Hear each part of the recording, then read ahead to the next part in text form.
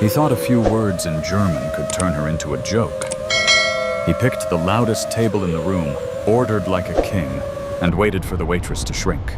Marcus Klein walked into the packed restaurant with 2 business partners and claimed the center table like it was a stage. Suits pressed, sharp watches, heavy voices even heavier. When the server approached, he leaned in with a smug half-smile and placed the order in German, slow, exaggerated, just loud enough for his friends to laugh. The message was clear. She won't understand. Watch her squirm. But the waitress Aisha Johnson didn't flinch. Not a blink, not a stumble. She simply wrote everything down, repeated it back in English to confirm, and stepped away like she hadn't heard a thing. Marcus frowned. That wasn't how this scene was supposed to go. Aisha had spent years working the front desk at a luxury hotel learning languages the hard way. One impatient tourist, one late-night YouTube lesson, one scribbled phrase at a time. German from businessmen, French from honeymooners, Italian from noisy families, Japanese from an older couple who took their time. 7 languages lived quietly behind her calm face. Marcus tried again, tossing another German insult over his shoulder. Still nothing, until his words crossed the line. Aisha stopped, turned back, and answered him in flawless German, steady as a judge. The steak was exactly how he ordered it. The table went cold. Marcus finally saw her not as just a waitress, but as a woman carrying a whole world inside her. Marcus didn't laugh anymore. He stared at Aisha like she'd just pulled the floor out from under him. Then he forced a thin smile, turned to his buddies, and tried to regain control of the moment. Did you hear that he muttered still in German like she wasn't standing right there? One of the men snickered. The other leaned back in his chair, enjoying the show. Aisha didn't give them the satisfaction. She kept her posture steady, pen ready, voice calm. I'll give you a few more minutes, she said in English professional as a nurse on a busy shift. Then she walked away. That's what bothered Marcus most. Not her words, her silence, her control. When she returned, he pushed again. German slow and sharp insults disguised as comments. The men laughed into their glasses. Marcus watched Aisha's face, waiting for the slip, waiting for her to blush, waiting for her to shrink. Nothing. She suggested the most popular steak, took the order, and moved like clockwork. Plates arrived. Water refilled. No mistakes, no drama, and still Marcus treated her like air. Hey, miss, he snapped, tapping the table without looking up. Bring another water. Cold this time. It already was. Aisha nodded once and went. When she came back, he grabbed the bottle from her hand, mid-conversation, never saying thank you. She stood there for 2 seconds, 3, then walked off as if her dignity weighed more than his ego. By the dish station, her shift lead Derek, a tired man with kind eyes, caught her sleeve. You okay? Aisha forced a small smile. I've seen worse, but inside something was waking up. And Marcus Klein had no idea he'd just lit the match. That night, Aisha climbed the narrow stairs to her small apartment like she was carrying the whole restaurant on her back. Shoes off, uniform tossed over a chair. The fridge hummed with more empty space than food. A late rent notice sat on the counter like a threat. She turned the shower on hot and let the water hit her shoulders until the sting in her chest softened. And with her eyes closed, she drifted back 4 years to a world that smelled like polished marble and expensive cologne. The Bayside Grand Hotel, 5-star lobby, guests from everywhere. Aisha had started there at 22, with nothing but basic English and a stubborn will to survive. She learned the hard way, one frustrated tourist at a time, one phrase scribbled on a notepad, one midnight video lesson when the rest of the building slept. German from businessmen who barked requests like orders, French from honeymooners, Italian from loud families who spoke with their hands, Japanese from an older couple who moved slowly and spoke kindly like they had nowhere else to be. By the time the hotel shut down, she wasn't the front desk girl anymore. She was the one they called when nobody else could understand the world walking through the doors. And then the bills hit. The job listings demanded degrees she didn't have. So she put on an apron and became invisible again. That's why she didn't expose Marcus tonight. Not because she was scared, because she knew a quick clapback wouldn't change her life. It would only feed his ego for a moment. Then she'd still be here tomorrow, taking orders. But something had shifted. Marcus lit the match, and now Aisha was staring at the flame, thinking, no, not this time. Aisha lay on her back, staring at the ceiling fan like it might give her an answer. The apartment was quiet, but her mind wasn't. Marcus's German words kept replaying, sharp, careless, confident, like he could label her life with a sentence and walk away.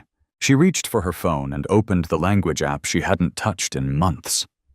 The screen lit up like an old friend 214-day streak, B2 level. Proof she hadn't imagined any of it. Proof she wasn't just anything. Her thumb hovered. Then she opened a browser and typed bilingual assistant jobs, translation openings, international customer support. The results loaded fast and hit hard. Bachelor's required. 5 years minimum. Degree in linguistics. Willing to travel. It felt like the internet was laughing the same way Marcus did, polite on the surface, brutal underneath. Aisha exhaled through her nose and dropped the phone onto the bed. So that was the trap. She had the skills, but not the paperwork. She learned in real lobbies, real crises, real conversations. Yet none of that fit neatly into a checkbox. She sat up and pressed her palms to her knees. Her stomach tightened not from fear, but from something else. Resolve. Tomorrow she'd go back. Same apron, same tables, same smile for people who didn't deserve it. But inside, a switch had flipped. Marcus thought humiliating her was a moment. For Aisha, it was a wake-up call. And if he walked through that door again because men like him always come back for another performance, she wouldn't be guessing anymore. Next time she'd be ready. 3 days later, it happened, like Aisha had felt in her bones. The lunch rush was roaring plates, clattering voices bouncing off the walls when the front door opened and Marcus Klein walked in alone. No buddies. No audience. Just him, a navy suit, a leather folder, and that same habit of taking up space. Derek caught her eye from the counter. Want me to send someone else? Aisha's chest tightened, then settled. No, she said. I've got it. She crossed the room with her notepad like it was armor. Marcus didn't even look up. At first he was on his phone, barking in English about deadlines and pressure, like the person across from him didn't matter. Aisha stood there quietly. 10 seconds. 20. 30. Finally he hung up and glanced at her with irritation. Oh. You again, he said. Menu. You already know the menu, Aisha replied evenly. Do you want a suggestion, or are you choosing? That made him pause. Just a beat. Then he leaned forward, talking slow like he was speaking to a child. I don't tolerate lukewarm food or slow service. Understand? I understand, she said and wrote down his order. As she turned to leave, his voice followed her German loud enough to sting. This place is still sad, but at least it's cheap. Aisha froze. Her fingers clenched around the notepad so hard the paper bent. She could feel her heartbeat in her throat. She kept walking. She served 2 more tables, dropped off drinks, smiled on autopilot. But her mind was racing. Marcus wasn't performing for friends today. He was doing it because he meant it. When his steak hit the table, he took 1 bite and pushed the plate away. Dry, he snapped. I said, well done, not burned. Aisha looked at the steak. Perfect. And then he threw this final punch again in German like she was nothing. People like that never go anywhere. They stay stuck forever. That line landed different. Aisha turned around, slow, deliberate, and walked back to his table. This, she thought, is where it changes. Aisha stopped beside Marcus's table and let the noise of the restaurant fade behind her. Forks clinked. A soda machine hissed. Somewhere a kid laughed. But right here at this one table, the air turned tight. Marcus didn't look up right away. He kept cutting his steak like she'd already walked off. Aisha breathed in once. Slow, steady.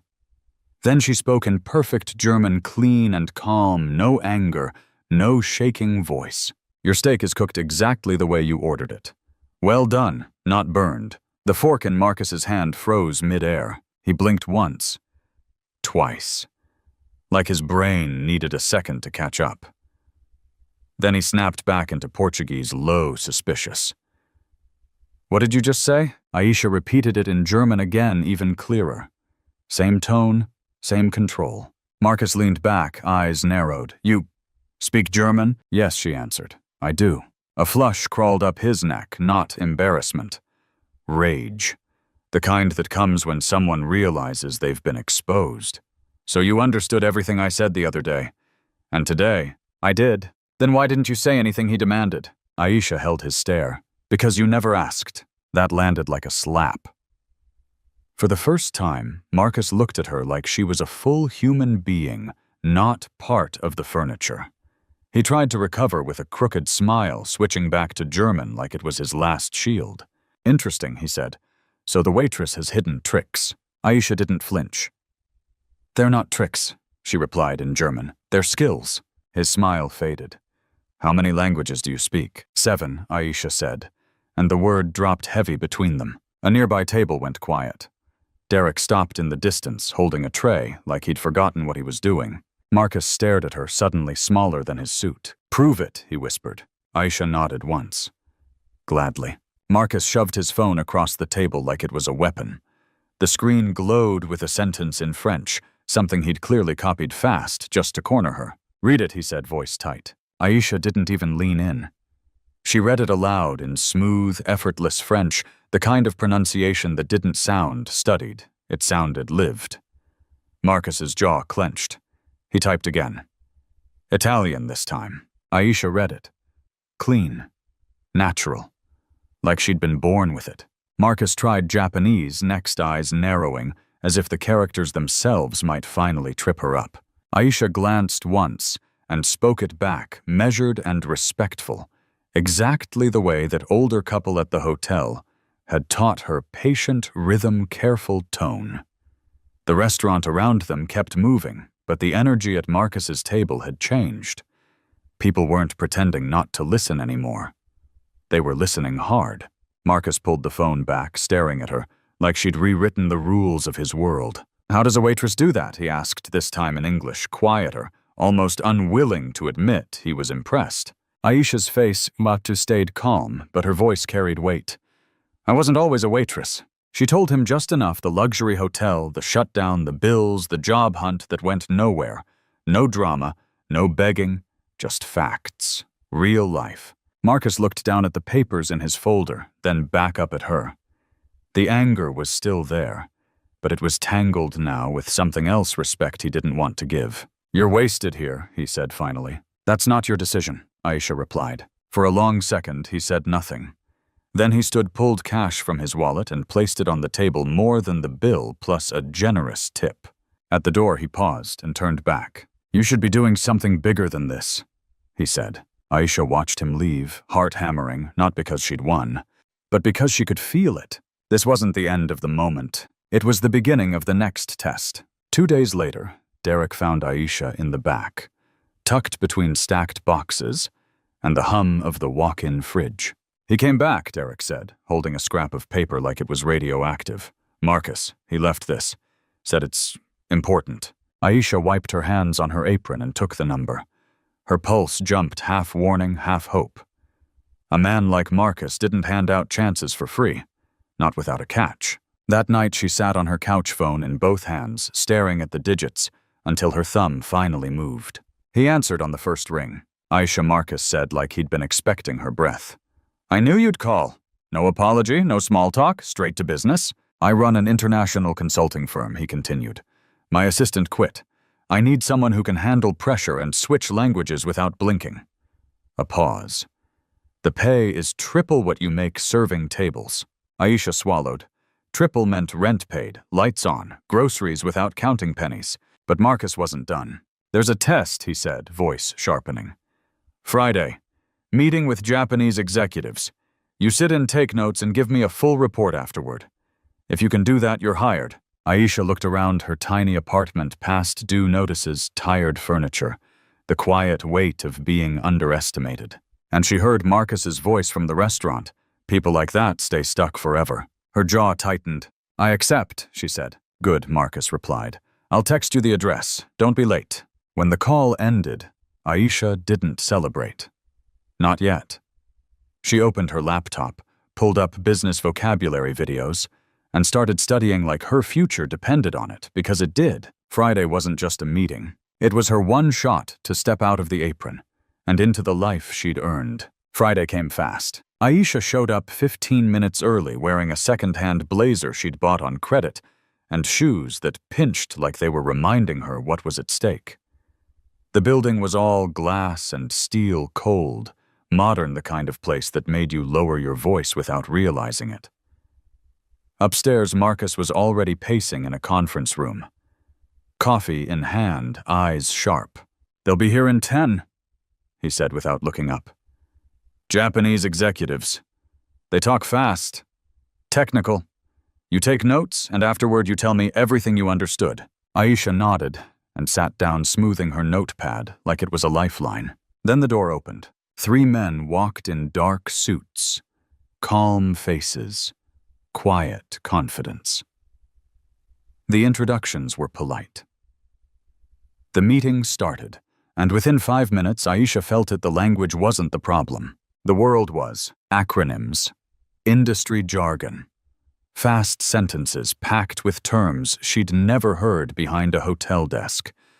Her pen moved, but her mind lagged half a step behind. Panic rose hot in her throat. The old fear whispered, "Maybe you're not enough." One of the executives turned to her and asked something in Japanese. The room went still. All eyes on Aisha. Marcus included tense, like he was bracing for impact. She could have faked it, smiled, nodded, pretended she understood every word, but Aisha had learned something from being invisible.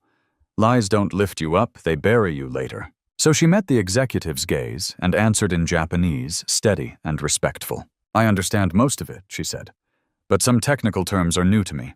If you slow down on the key parts, I can follow accurately." A beat. Then the executive blinked and smiled. He turned to his colleague and said something in Japanese that made them both nod approvingly. Marcus didn't understand a word, but he saw it in their faces. Aisha hadn't collapsed. She'd held the room. The meeting shifted after that. It was subtle at first, just a slower cadence when the discussion turned dense, a quick clarification when a technical term popped up.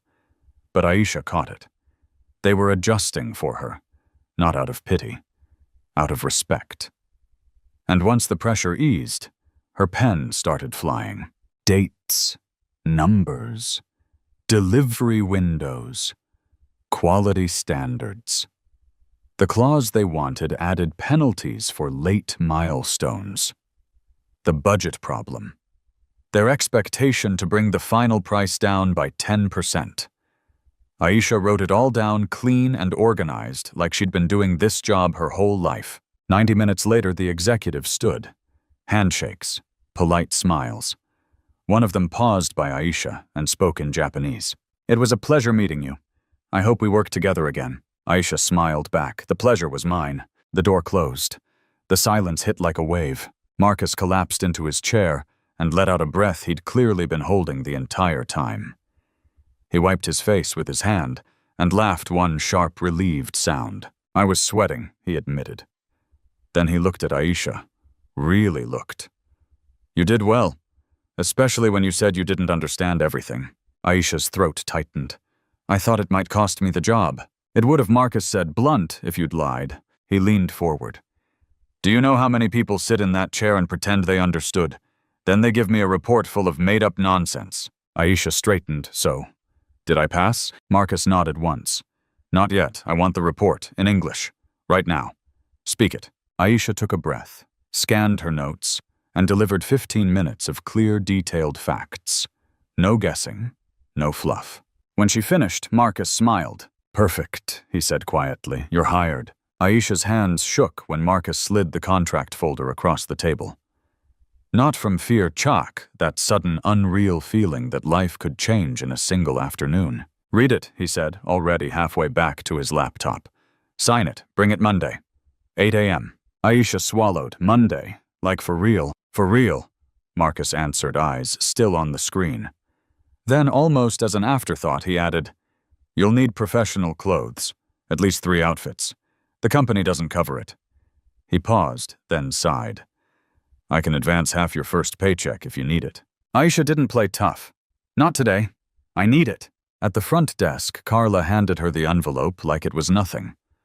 But when Aisha stepped out onto the sidewalk, the city looked different. Brighter. Louder. Like someone turned the volume up on her future. She called Derek right away. Derek, she said, voice cracking. I got it. On the other end, silence, then a breath. I knew you would, he whispered. I knew it. That weekend, Aisha moved like a woman on a mission.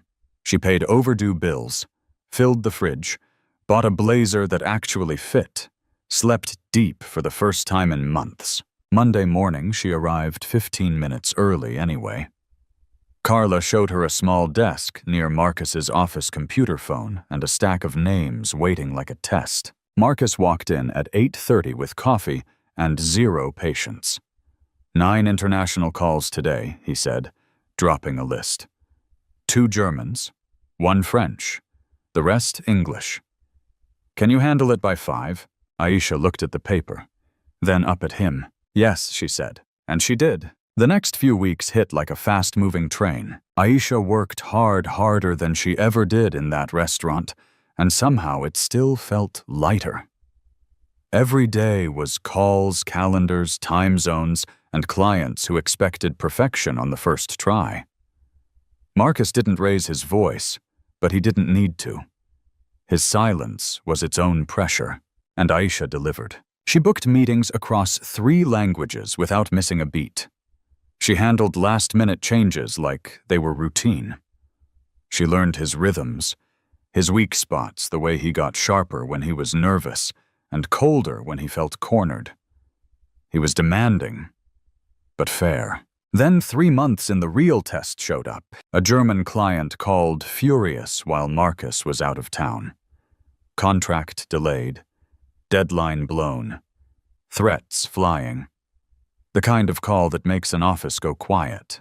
Carla hovered near Aisha's desk, whispering, Should we wait for Marcus? Aisha shook her head and picked up the phone. For 40 minutes, she stayed in German calm voice, firm spine. She let the client vent. She translated their anger into workable facts. She renegotiated timelines, offered solutions, and pinned down a new agreement with numbers, not promises. By the time she hung up, the client wasn't canceling anymore. They were staying. When Marcus returned, the story had already spread through the office like wildfire. Aisha handled it alone, someone said. Saved the whole contract. Marcus walked to her desk and stopped. No sarcasm. No games. Just a long look like he was finally admitting what he'd been too proud to say out loud. Then he nodded once. I told you could do it. And for the first time in years, Aisha felt it in her chest. Steady and real. She wasn't surviving anymore. She had found her place. Marcus didn't smile when he called Aisha into his office 2 weeks later. He closed the door, sat down hard. And for the first time since she started, his voice sounded unsure. I need to tell you something, he said, staring at the edge of his desk like it might bite him. And you're not going to like it. Aisha's stomach tightened. What is it? He took a slow breath. You remember the first day I saw you at that restaurant? Aisha's eyes narrowed. Yeah, I remember. I wasn't there by accident, Marcus admitted. A friend of mine worked at the Bayside Grand. He told me about a front desk woman who spoke multiple languages, said she lost her job when the hotel shut down. He looked up, guilt finally showing. I got curious. I tracked down where you were working. I went there to confirm it was you. Aisha went still. And then... Marcus ran a hand through his hair. My ego did what it always does. I tried to feel bigger by making you feel smaller. The German comments. The disrespect. His jaw tightened. I'm sorry, truly. The room stayed quiet, but it wasn't calm.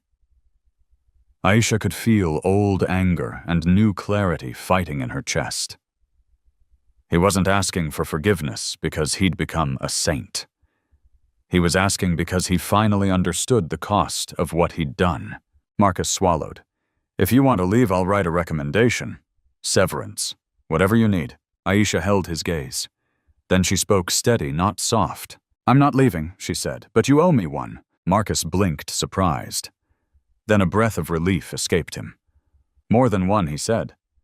So let's start with a raise. Sometimes the world tries to shrink you into the job you're doing, the age you are, or the moment you're stuck in. But your worth isn't your title.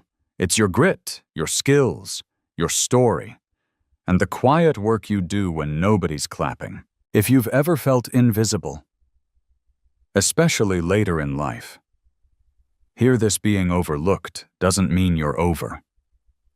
It just means your next chapter hasn't introduced itself yet. Now tell me in the comments, have you ever been underestimated and proved them wrong later? I read every single one.